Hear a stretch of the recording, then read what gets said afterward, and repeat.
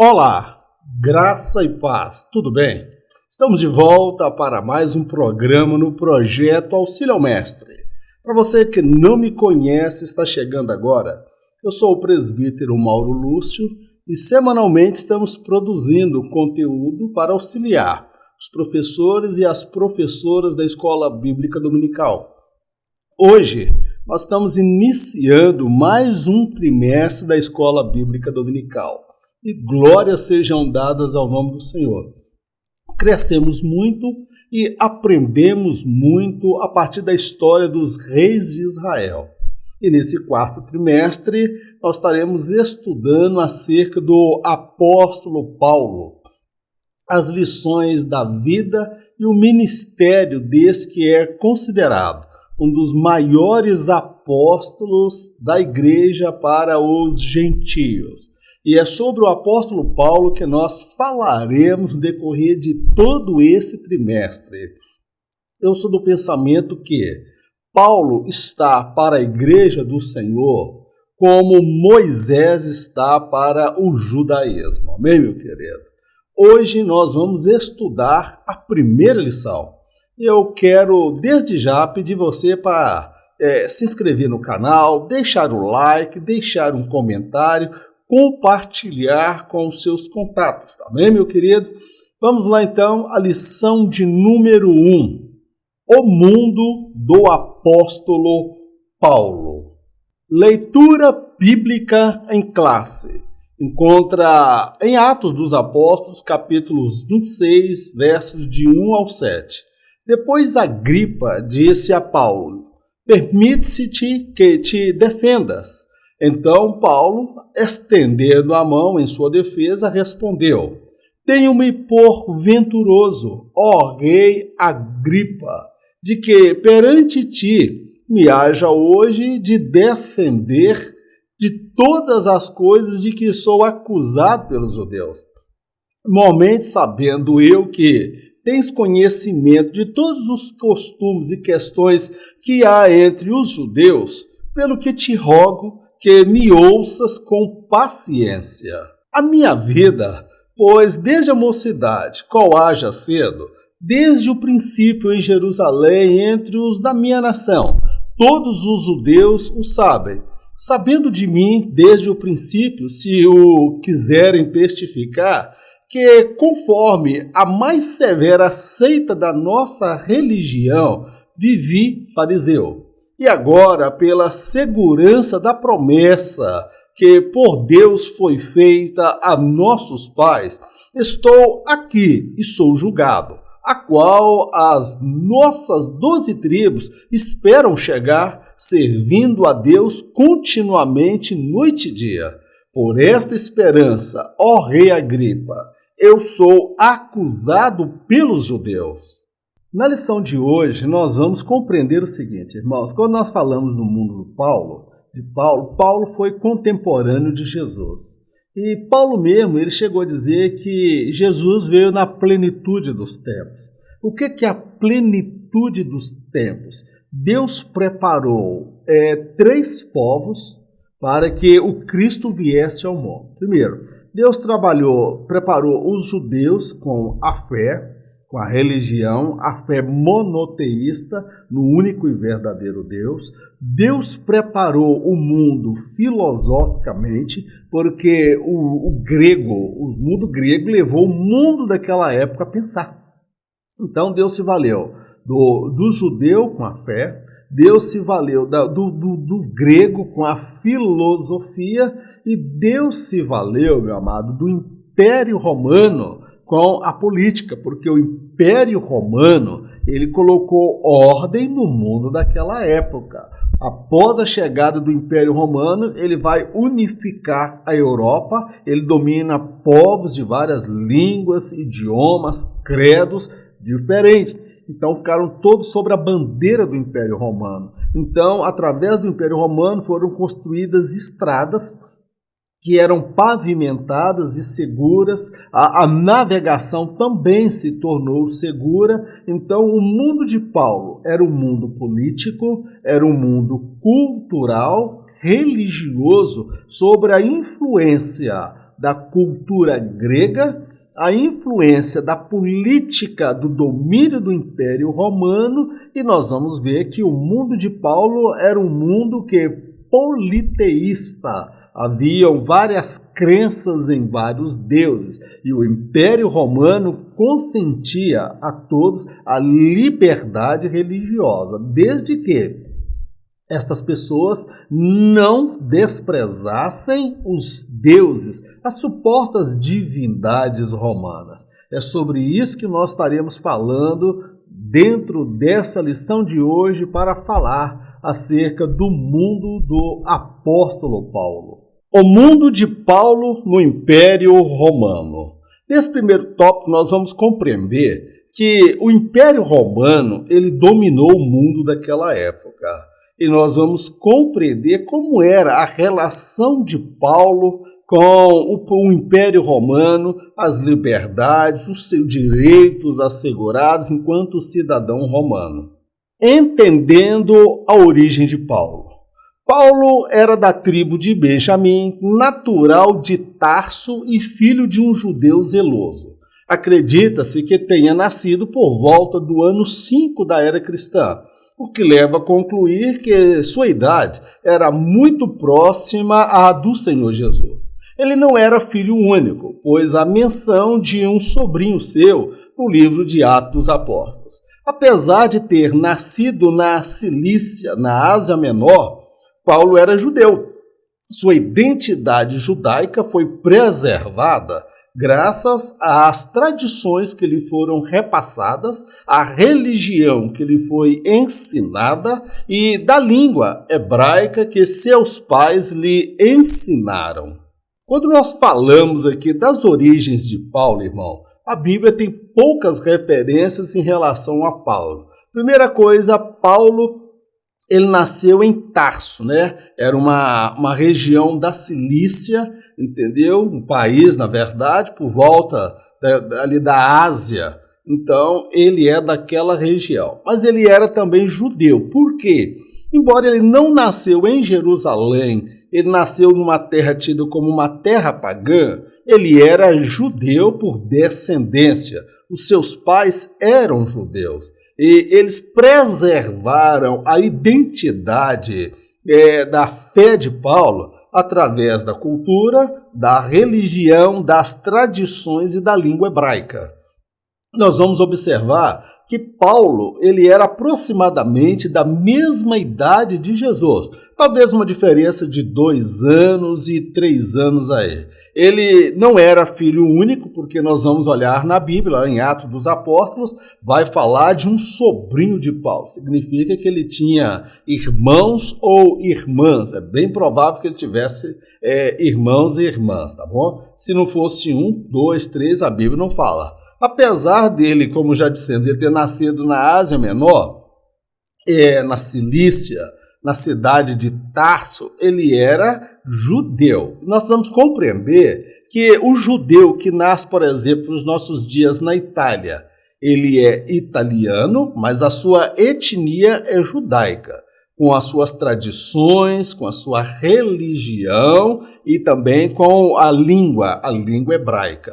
Então, era uma forma que os judeus tinham de preservar a identidade do judeu, independente de onde ele nascesse. A geografia do mundo de Paulo. Os romanos dominavam o mundo daquela época. De certa forma, este império favoreceu a expansão do evangelho.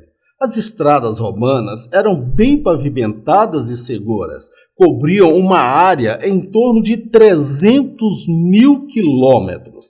As viagens marítimas tornaram-se seguras, uma vez que os piratas, que até então aterrorizavam os mares, foram aniquilados pelos romanos. Sobre a influência de Roma, o mundo havia se tornado mais civilizado. A violência e as guerras haviam diminuído e, de certa forma, houve um bom período de relativa paz entre os povos e nações. Quando nós falamos aqui da geografia do mundo de Paulo, nós estamos falando assim acerca do poder político daquela época. A Europa, ela era unificada, porque o Império Romano dominou toda a Europa. Então nós vemos que naquele período, irmãos, foi um período de relativa paz, porque o Império Romano estabeleceu a ordem, estabeleceu segurança, estabeleceu estradas, pavimentação. De certa forma, o Império Romano tornou o mundo menos bárbaro e mais humano, porque ele trouxe progresso, trouxe construções, coisas extraordinárias. Era um povo com visão de gestão de empreendedores. Os romanos, eles dominavam o mundo daquela época. E esse domínio romano, irmãos, ele veio favorecer diretamente a expansão do evangelho. Por qual razão? Roma construiu estradas. Era aproximadamente 300 mil quilômetros de estrada. Você pode perceber que era muita, mas muita estrada. E muitos missionários, evangelistas, pastores, apóstolos andavam por essas estradas. As estradas também se tornaram seguras, porque Roma ela baniu praticamente a criminalidade. Porque em muitos casos, quando alguém era pego cometendo um roubo, um assalto, um homicídio, eles pagavam com a própria vida pendurada no madeiro.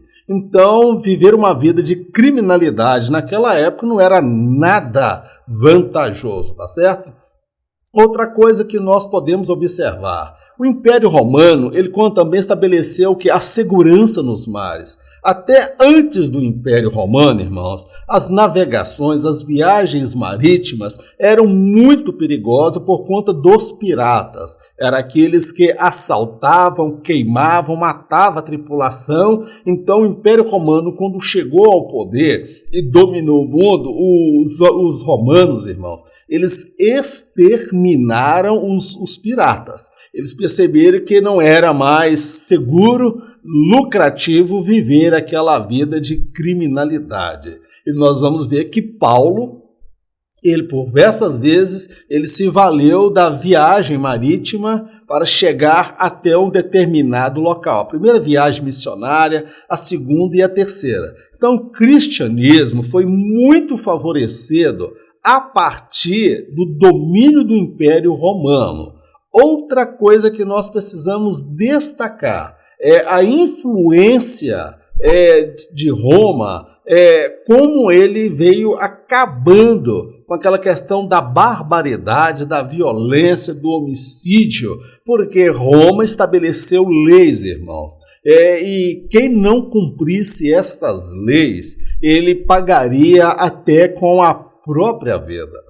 Quando os romanos dominaram Jerusalém, historicamente, Jerusalém tinha um histórico de violência, assalto, homicídio, estupro, e era coisa terrível, segundo os historiadores. Roma chegou lá, estabeleceu a regra de tolerância zero. Quem era pego roubando, matando, violentando, fazendo o que for, matava sumariamente. Com isso, acabou-se a violência em Jerusalém.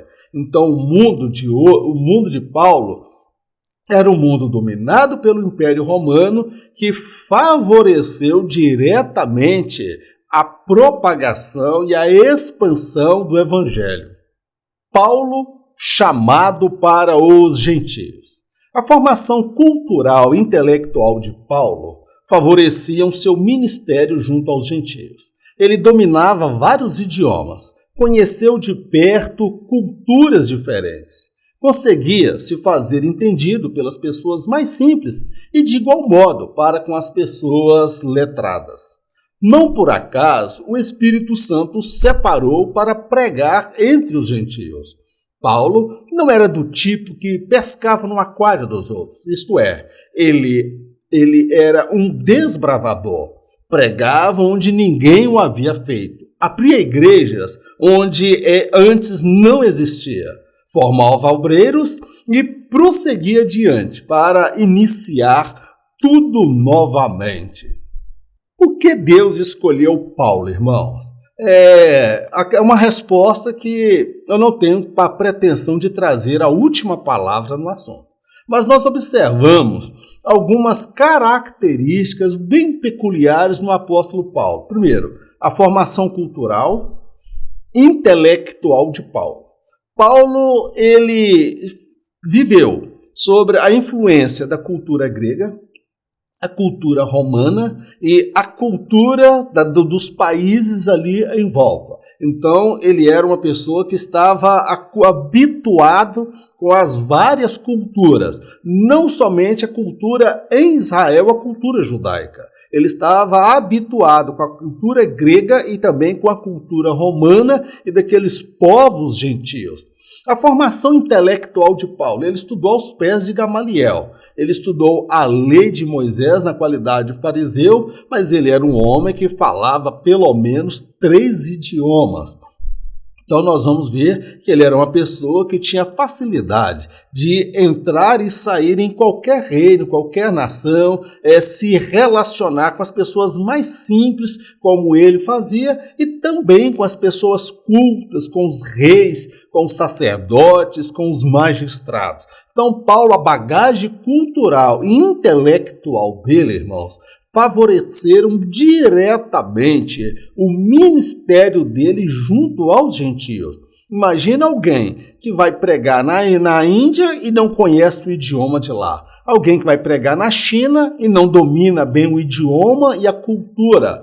Paulo, ele não teve dificuldade de se fazer entendido e de ser compreendido. Então nós vamos ver que não foi por acaso que o Espírito separou para pregar aos gentios. Outra característica de Paulo.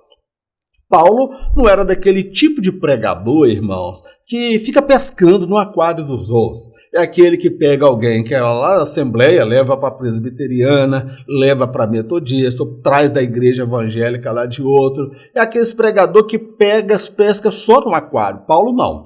Paulo, ele era desbravador, ele deu uma nova dinâmica daquilo que nós conhecemos como missão. Até então, antes de Paulo, os discípulos, eles se preocuparam em pregar somente para judeus, estavam mais concentrados em Jerusalém.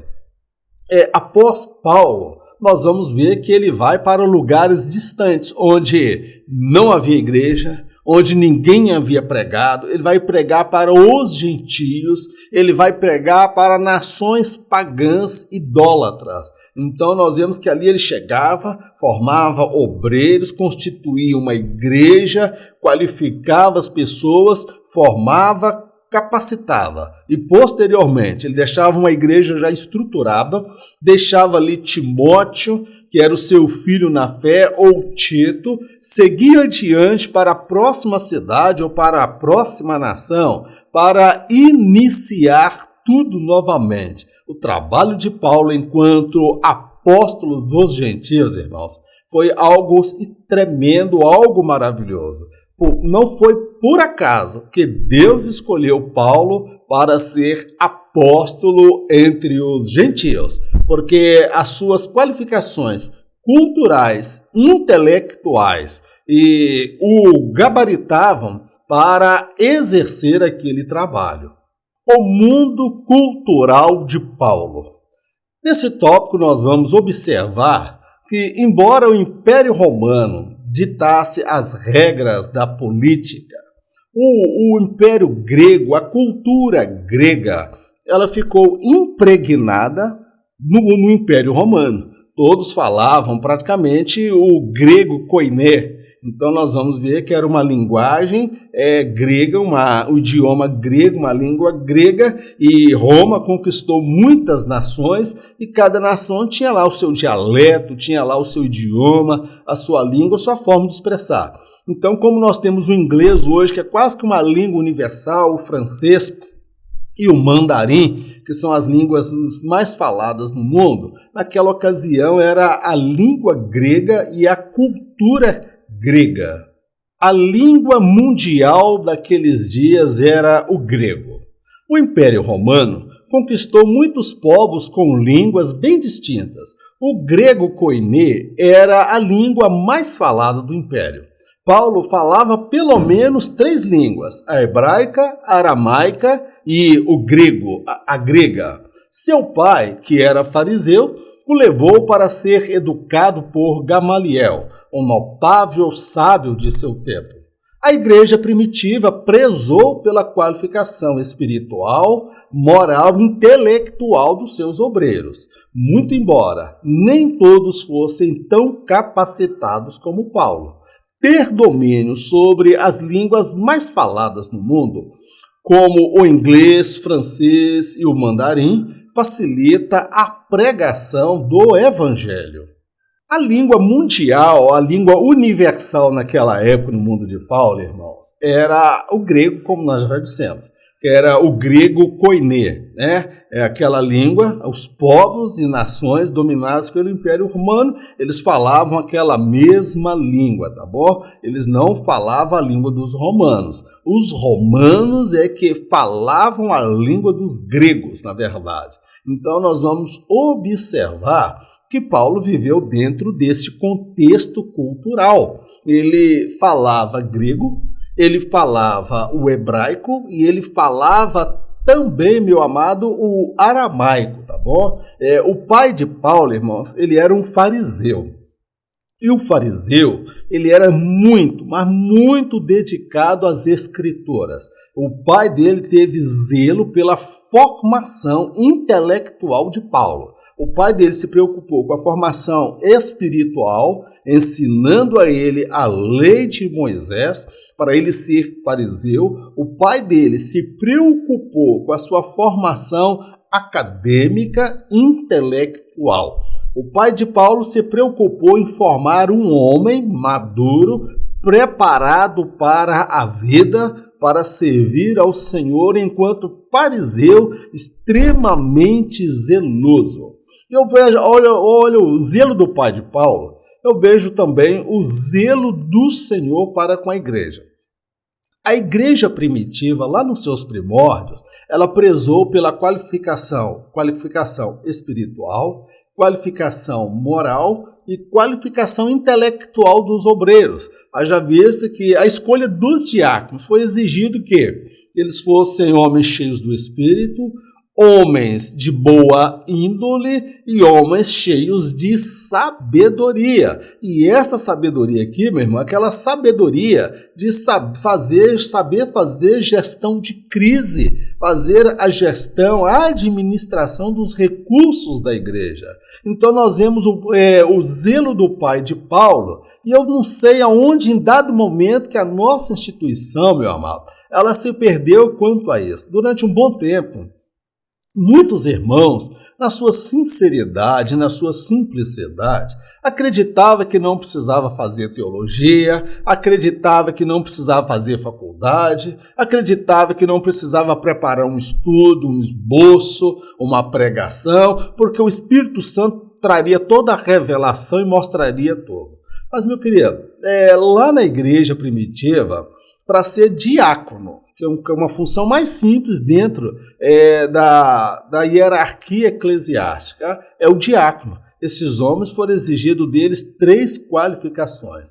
Então, o obreiro de hoje, irmãos, ele precisa se qualificar, buscar conhecimento, ter formação acadêmica, se estiver ao seu alcance. Não que ele vai colocar a confiança no diploma, no mestrado, no doutorado ou no pós-graduação. A confiança está no Espírito Santo. Mas, semelhante a Paulo, por exemplo, nós vemos que ter o domínio sobre várias línguas faladas, meu irmão, isso abre portas para o Evangelho, tanto na vida profissional, como também para a obra de Deus. As línguas mais faladas nos nossos dias é o inglês, praticamente o mundo se comunica em inglês, o francês também é muito falado, o espanhol também é falado, e é o mandarim.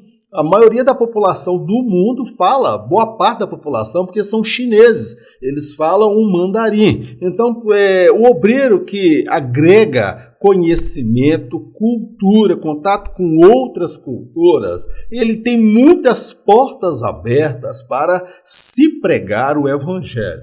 Então, não foi por acaso que o Espírito Santo separou Paulo para pregar aos gentios. O mundo cultural do apóstolo Paulo. Havia uma grande liberdade religiosa no Império Romano, o que favoreceu as várias culturas daquela época. Foi por conta desta liberdade religiosa que Paulo pôde pregar acerca da salvação em Cristo Jesus por onde passava.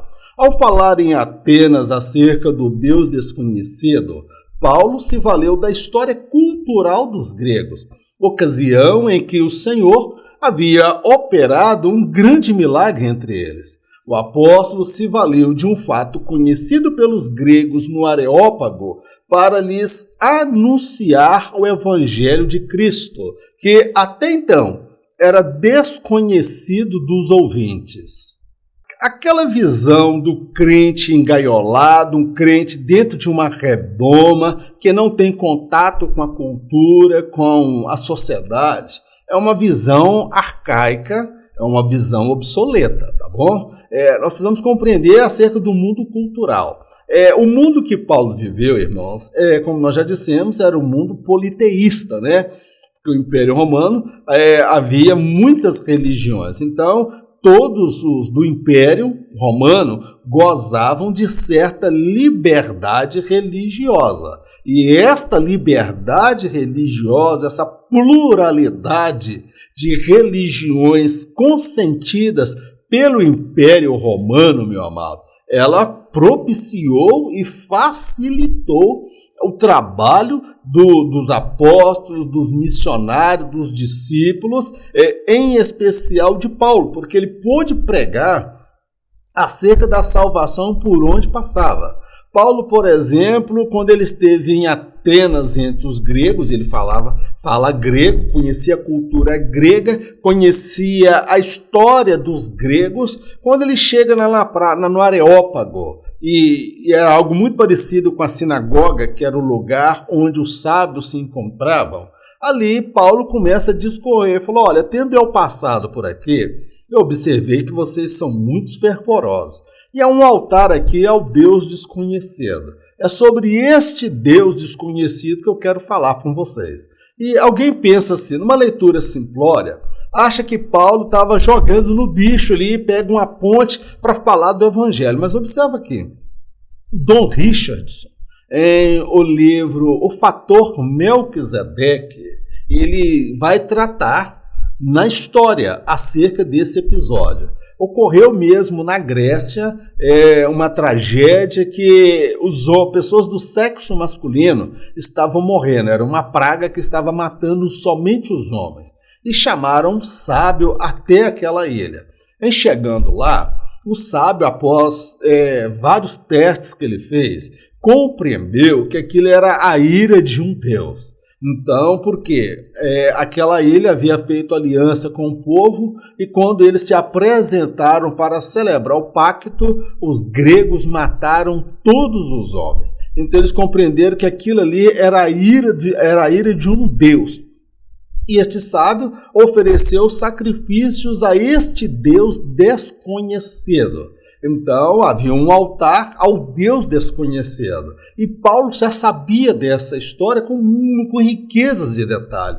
Então, Paulo ele estava o quê? Inserido, compreendia a cultura grega, a história grega, e ele pega um fato conhecido para falar de uma verdade até então desconhecida dos ouvintes. Isso é o quê? É conseguir fazer uma conexão da mensagem do Evangelho com os ouvintes locais. Certo pastor na Albânia, ele brasileiro, conheci, pastor Gilson, já descansa no Senhor. Quando ele foi para a Albânia, que ele queria falar de Jesus, ninguém lá sabia quem era Jesus. E todo mundo virava as costas e nem dava atenção. Mas quando ele percebeu que os albaneses, eles tinham muita paixão com o futebol brasileiro. Então ele fala: você conhece Romário? Você conhece Bebeto? Você conhece Rivaldo? Ronaldinho? Ele falou: olha, rapaz, lá no Brasil tem um craque, tem um camarada que joga um bolão que é muito melhor do que Romário, é muito melhor do que Bebeto, é muito melhor do que os jogadores toda semana. Mas quem é esse? Rapaz, o maior craque do Brasil chama-se Jesus. Quem é esse Jesus? Ali ele começava a pregar. Ali ele começava a ensinar. O missionário, quem prega, meu amado, quem ensina, quem discipula, quem prega a mensagem de Deus, ele tem que estar inserido dentro da cultura, irmãos. Nós não temos a prática de jogar futebol, mas o conhecer o futebol, conhecer ciência, conhecer física, matemática, letras, ou seja, há muita coisa que nós podemos usar para penetrar naquela cultura e, a partir de um fato conhecido, levar os ouvintes uma verdade desconhecida por eles, que é o Evangelho. Então, Paulo, ele conhecia muito bem a cultura grega, estava inteirado. Aí a necessidade do crente, irmão. Aquele que é professor da escola bíblica, aquele que tem uma vocação missionária para evangelista, para ganhar almas. Meu irmão, ele tem que ler bula de revista, ele tem que ter revista, ele tem que estar informado acerca de tecnologia, ele tem que estar informado acerca de ciência, de política, de religião, de economia, porque isso tudo são pontes, irmãos, que nos possibilita abordar as pessoas sem necessariamente fazer uso do discurso religioso, mas prender a atenção das pessoas como Jesus prendia a atenção e como Paulo também conseguiu prender a atenção dos ouvintes em Atenas. E muitos ali creram na pregação de Paulo. Glórias a Deus. A influência da filosofia grega.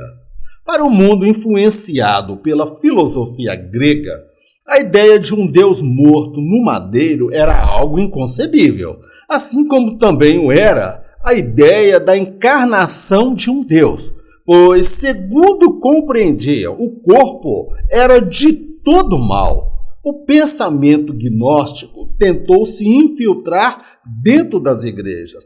Paulo, sobre a inspiração e revelação do Senhor, fortaleceu a doutrina cristã sobre Deus, fé, Jesus, Espírito Santo, graça e salvação. Ele conhecia a fundo as bases da filosofia grega. Por esta razão, orientado pelo Espírito, soube como refutá-las ao fazer a defesa da fé cristã. A filosofia grega, meu amado, ela estava impregnada no mundo daquela época. Roma, ele detinha o poder político. E a Grécia, o grego, o pensamento, a filosofia e a cultura daquela época foram influenciados a partir da cultura grega e da filosofia grega. Aí, para você compreender como pensava o mundo daquela época. O mundo daquela época foi influenciado pela cultura grega.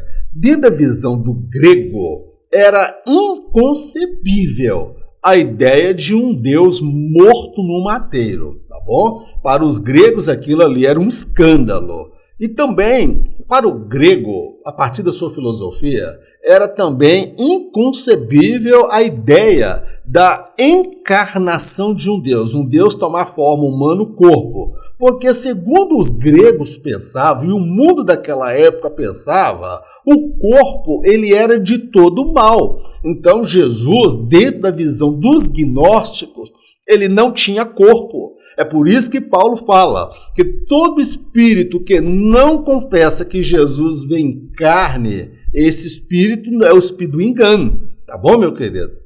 Então, Paulo, ele conhecia muito, mas muito de perto, a filosofia grega e o gnosticismo, que era um misto de filosofia e religião, segundo a qual cada homem tinha dentro de si um ser divino. Cada um era quase que um Deus. Tá bom, meu querido? Então, Paulo, ele veio o quê?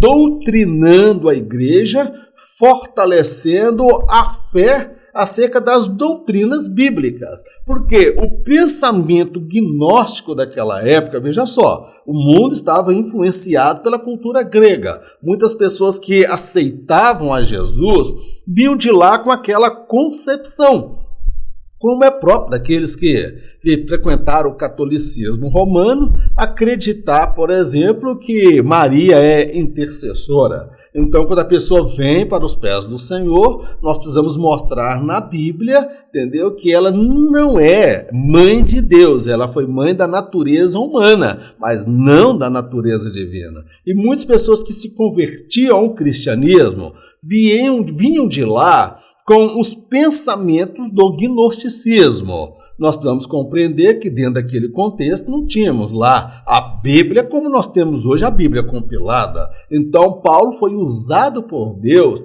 para fortalecer as doutrinas cristãs. Paulo foi descrever acerca de Deus, acerca da fé, acerca de Jesus, acerca do Espírito Santo, a graça e a salvação, porque ele vem mostrar que a salvação não é pelas obras, não é pelo mérito, não há meritocracia, mas é um favor divino. Por que Paulo conseguiu refutar essas filosofias gregas? Porque Paulo conhecia a base da filosofia grega. Então há uma carência, uma demanda muito grande do povo de Deus conhecer os formadores de opinião, os defensores das ideologias de gêneros, defensores do aborto, defensores do homossexualismo, LGBT. Ou seja, a gente precisa conhecer o que eles pensam e o que eles querem impor sobre a sociedade, para que a partir deste conhecimento o Espírito Santo venha trazer inspiração, revelação para o quê? Para contrapor, contra-argumentar com estas filosofias e levando todo o pensamento cativo aos pés de Jesus. Amém, querido? Então, Paulo ele foi orientado pelo Espírito Santo. Ele soube como refutar. Mas diga de passagem que a formação acadêmica, a formação cultural e intelectual propiciaram a Paulo esta capacidade. E o Espírito Santo ele veio potencializar essas capacidades e essas habilidades, trazendo conhecimento, e Paulo conseguiu refutar cada uma delas. Amém, queridos? Glórias ao nome do nosso Deus. Nesse tópico nós vamos falar acerca do mundo religioso de Paulo.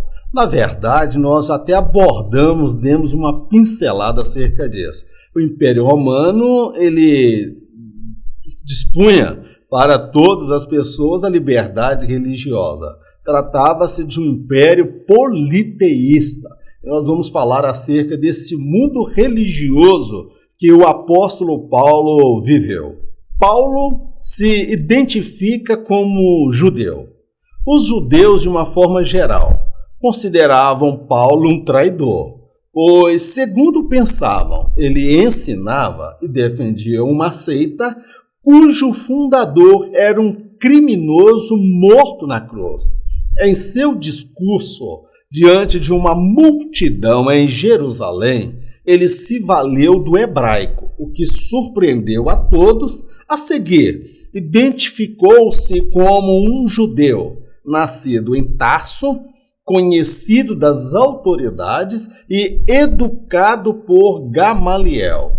Diante da plateia, o objetivo de Paulo era esclarecer que Jesus foi o profeta prometido por Moisés e o Cristo profetizado pelos profetas do Antigo Testamento. Paulo viveu dentro de um mundo com pluralidade de credos, religião, liberdade religiosa, um mundo politeísta.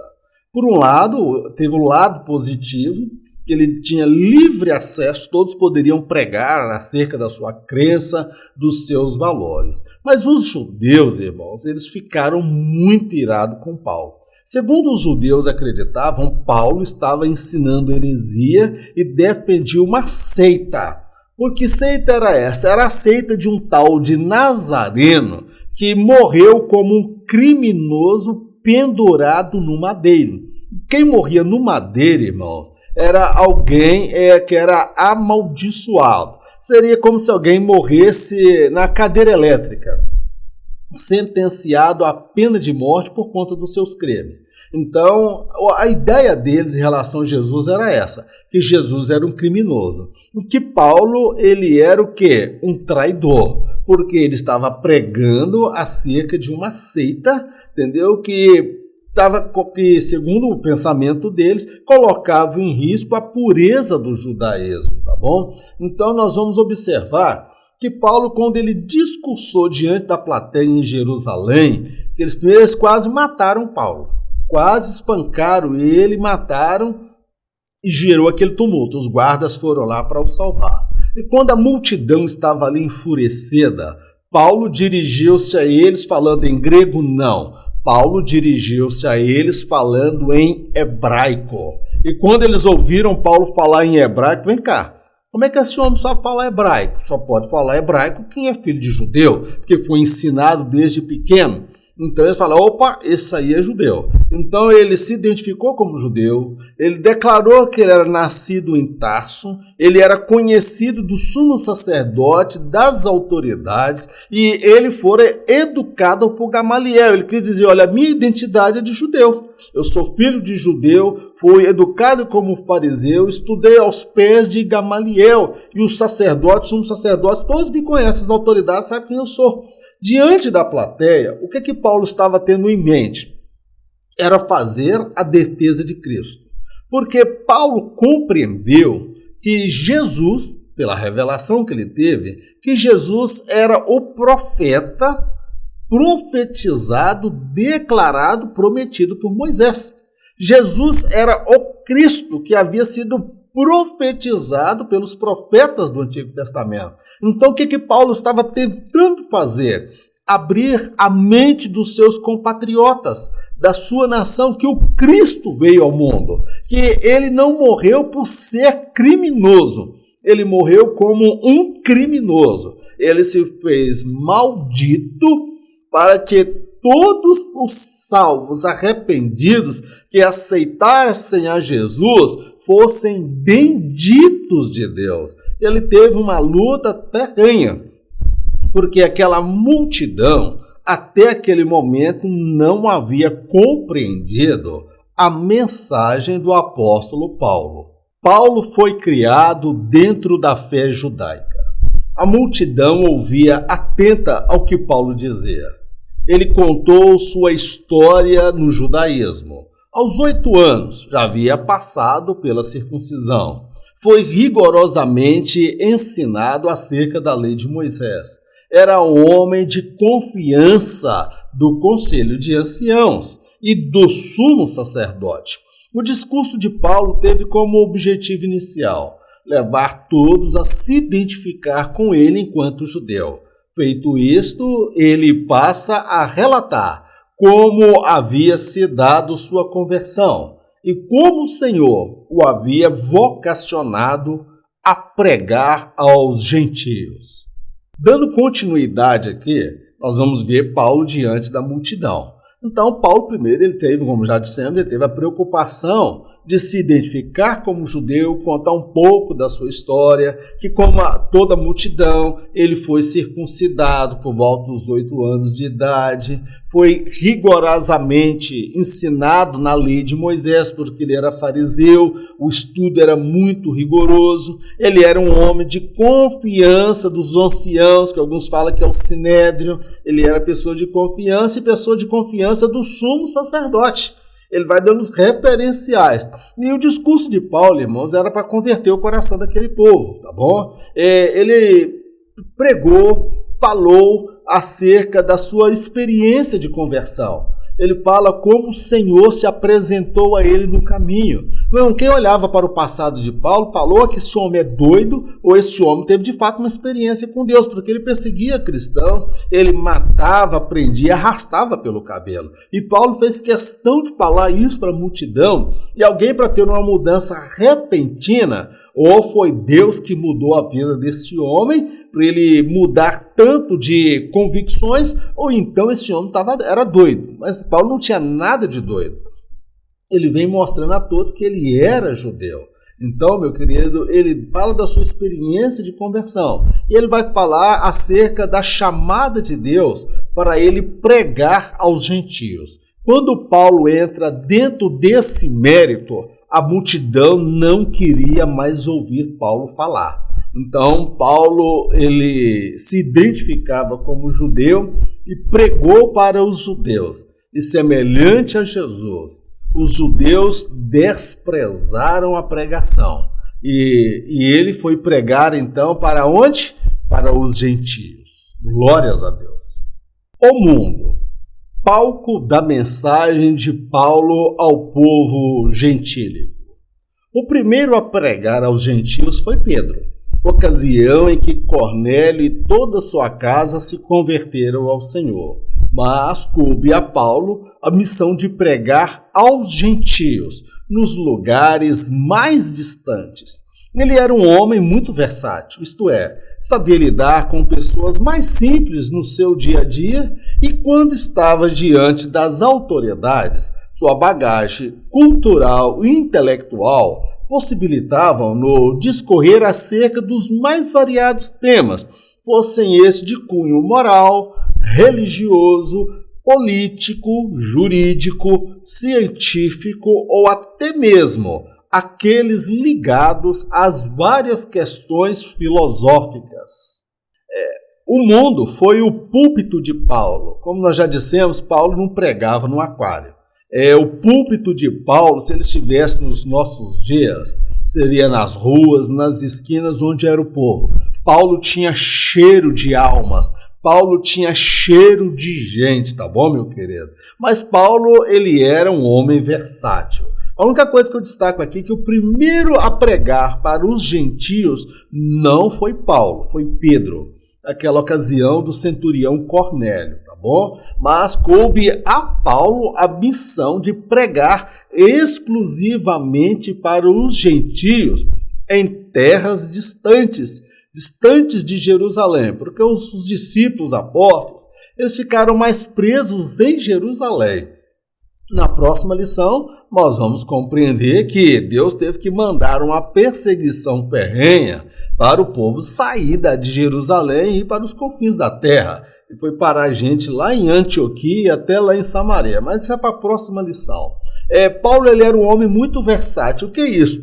Paulo ele conseguia se adaptar às várias circunstâncias e pessoas, irmãos. Ele sabia lidar com a escassez, com a dificuldade. Ele sabia lidar com as pessoas simples no seu dia a dia. Eu sou do pensamento que o princípio da educação está baseado, não é nem tanto naquilo que o professor sabe, mas é o tanto que ele consegue se fazer entendido. Há pessoas que têm um grande conhecimento, mas não têm didática, não têm facilidade para se expressar e expor as suas opiniões. Então, Paulo, ele era uma pessoa versátil. Ele sabia se comunicar, se fazer entendido pelas pessoas mais simples, mas quando ele estava diante de reis, de governadores, de magistrados, de autoridades, a bagagem cultural e intelectual de Paulo, irmão, possibilitava a Paulo discorrer com qualquer autoridade, com qualquer rei, com qualquer juiz, com qualquer magistrado. Paulo, ele dominava assuntos relacionados. Olha os temas que Paulo dominava. Paulo conhecia temas relacionados às questões morais, às questões religiosas, questões políticas, questões jurídicas, científicas, porque há muita coisa que Paulo escreveu que é de cunho científico. E também de cunho filosófica. Então nós vemos um homem ali muito versátil. Era um homem que sabia argumentar, expor ideia. Por isso que eu falo, Paulo tinha uma grande bagagem cultural e intelectual. E nós, enquanto obreiros do Senhor, meu amado, a gente tem que conhecer primeiro a palavra de Deus, ter intimidade com a pessoa do Espírito Santo, ter intimidade com a Trindade. para que nós possamos comunicar a verdade de Deus. É maravilhoso quando nós vemos alguém que tem pleno conhecimento, sabedoria para debater, dialogar, quando alguém questionar a razão da sua fé, como fizeram com Paulo as autoridades, ficaram pasmadas da sabedoria. O rei Agripa mesmo, ele ficou admirado com a intelectualidade e espiritualidade vinda da parte de Paulo. Então, Paulo, meu amado, ele foi o apóstolo dos gentios. Ele soube se adaptar a cada situação, a cada realidade. E nos nossos dias não é diferente, irmãos. Você que serve ao Senhor, nós temos que nos esforçar para agregar conhecimento, informação, entender de ciência, entender de questões jurídicas, questões morais, questões, vamos dizer assim, filosóficas. Nós temos que ter conhecimento de tudo, irmãos, porque isso tudo é um instrumento, pode ser um instrumento muito grande, não para fundamentar a nossa fé, mas para nós ganharmos pessoas para o Senhor. Haja vista, por exemplo, que Nicodemos, quando foi ter com Jesus, Jesus usou o quê? Argumentações filosóficas, porque ele era um sábio, ele era um filósofo. Mas Jesus, quando foi pregar para Pedro e João, Jesus falou: vende após mim, eu vou fazer vocês pescadores de homens. Então Jesus conseguia se comunicar com as pessoas a partir da realidade do mundo e da linguagem daquela pessoa. E Paulo fez isso em Atenas, quando pregou com os gregos, falando do Deus desconhecido. Então nós precisamos conhecer o mundo, conhecer a sociedade. O cristão não pode viver dentro de uma bolha, dentro de uma redoma. Nós precisamos saber o que a sociedade pensa, o que pensam aqueles que se levantam contra a fé cristã. Não é achar que eles são doidos, bitolados e ignorantes, tá bom? Nós temos que entender o que eles pensam, porque pensam, para que nós possamos pregar, comunicar a verdade de Deus aos seus corações. Amém, querido? Essa lição de hoje é uma lição muito técnica, meu irmão. É difícil fazer aplicação, fazer colocações diferentes, é muito engessada, muito técnica. A segunda também, ela também é muito técnica. Eu conto com a sua compreensão, eu penso que o Espírito Santo há de completar para você aquilo que nós não conseguimos em virtude das nossas limitações. Eu quero te fazer um convite muito especial. Eu quero te convidar a fazer parte do grupo dos 300. Este material que você viu sendo apresentado aí no monitor é um material que nós produzimos e nós compartilhamos exclusivamente somente com o grupo dos 300. Quem é o grupo dos 300? O grupo dos 300, irmãos, são aquelas pessoas que compreendem, primeiro, que esse projeto ele é de Deus. Então essas pessoas se apresentam para nos ajudar com recursos, a fim de podermos continuar esse projeto. O projeto Auxílio ao Mestre, ao longo de 5, quase 6 anos, tem abençoado muitas famílias, muitos lares, muitas igrejas, muitos irmãos. E nós precisamos do seu apoio, da sua ajuda.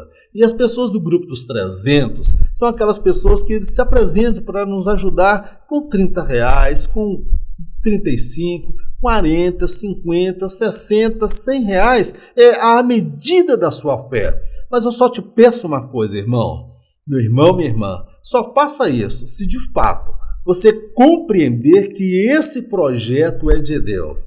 Eu não quero que você faça a contribuição, talvez desacreditado da nossa motivação e do nosso propósito e dos nossos ideais, tá bom? Você fazendo assim, você vai receber esse material em PDF, você vai poder compartilhar com o seu pastor, com o superintendente da sua igreja, com o professor da escola bíblica dominical. Você pode mandar para um irmão, um parente que está no Brasil e fora do Brasil. Então são muitas as possibilidades de você abençoar a obra de Deus, tá bom, meu amado? Nós vamos orar neste momento, agradecendo a Deus por mais esta oportunidade, esse trimestre que se inicia.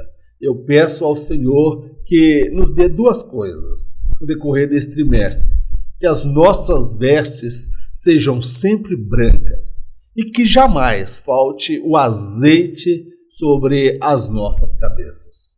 Senhor, nós te agradecemos por mais esse estudo da tua palavra. Nesse trimestre, nós vamos estudar acerca do teu servo, o apóstolo Paulo, conhecido como o apóstolo dos gentios. Meu Deus, usa-nos na nossa geração.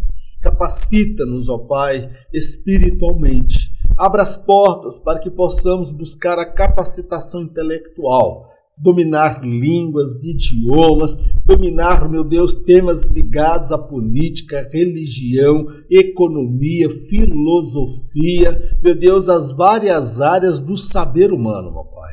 Que o Senhor possa nos usar na nossa geração, como o Senhor usou o apóstolo Paulo.